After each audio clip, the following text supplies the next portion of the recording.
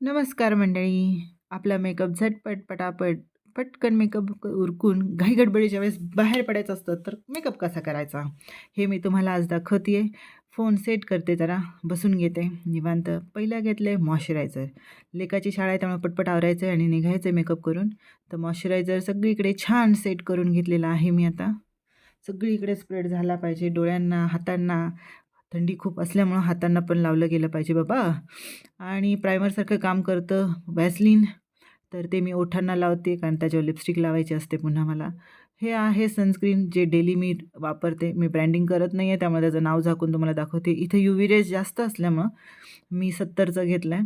ते सगळीकडे टिपके-टिपके करून लावायचे आणि फक्त टॅप-टॅप, टॅप-टॅप, टॅप-टॅप करून किंवा हलक्या हातानं सगळीकडे पसरवून घ्यायचं.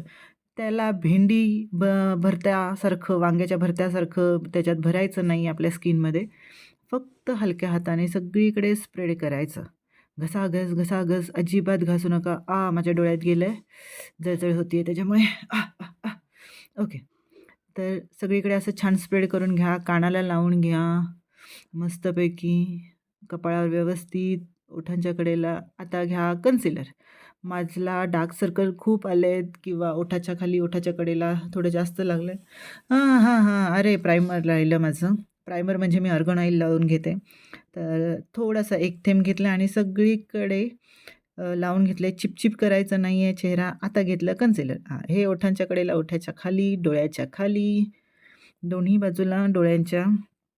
थोडं हां, गालांवरती पण जरा हे झालेत मला डाग, धब्बे, पिंपल्समुळे थोडे काळे डाग आलेले आहेत. होऊन गेलेत पिंपल. तर अशा पद्धतीने हलक्या हातानं फक्त टॅप-टॅप, टॅप-टॅप, टॅप-टॅप, टॅप-टॅप करून आपल्या बोटांना असं छान नाचवायचं. जसं अ, काय म्हणता येईल, नवऱ्याला बोटावर नाचवतात तसं का नाही. हा मेकअप आहे. अजिबात असं काही बोलायचं नाही. तर प्रोडक्ट आहे कन्सिलर. तर कन्सिलर लावते आहे मी आत्ता माझ्या चेहऱ्यावर. ते टप-टप, टप-टप, टप-टप, टप-टप छान सगळीकडे लावून घेतलं. आता मी घेते आहे फाउंडेशन, जे आहे क्रीम बेसमध्येच. सगळीकडे लावून घेते आहे, हलक्या हातानं स्प्रेड करते आहे. अजिबात भरलेलं वांगं बनायचं नाही आहे आपल्याला. मसाले भरायचे नाही आहेत वांग्यामध्ये. फक्त स्किन लेवलला आणि हलका डेली मेकअप होईल एवढाच करायचा आहे. हळूहळू, हळूहळू, हळूहळू सगळीकडे छान छान छान छान छान छान लगेच पसरवून घ्यायचं.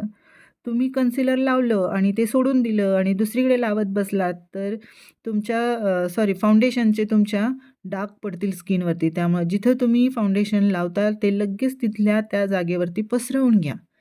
म्हणजे फाउंडेशनचे डाग पडणार नाहीत. ते खूप छान पद्धतीने स्प्रेड होतील पूर्ण चेहऱ्यावरती. अशा पद्धतीने सगळीकडे स्प्रेड करून घ्या. थोडे, थोडे, थोडे पण हे लक्षात ठेवा की तुमचा पूर्ण चेहरा, कान आणि मान एकसारखी दिसायला पाहिजे.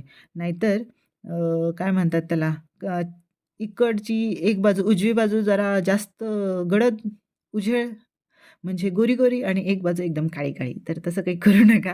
सगळीकडे एकसारखं मस्त घ्या. नीट झालंय का रे? बघू द्या, बघू द्या. थांबा जरा 1 मिनिटं. मला नीट बघू द्या जवळ जाऊन आरशाच्या आधी. तर झालेलं आहे नीट. थोडंसं हलक्या हाताने स्प्रेड करा.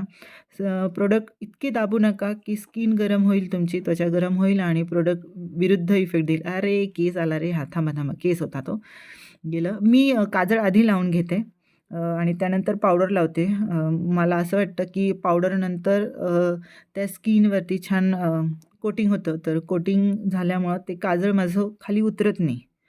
घरगुती उपाय आपला शॉर्टकट वापरला आहे. जी मी ओठांना जी लिपस्टिक लावणार होते तीच आपली ब्लश म्हणून वापर केला आणि तेच मी आय शॅडो म्हणून सुद्धा वापरते कधी-कधी.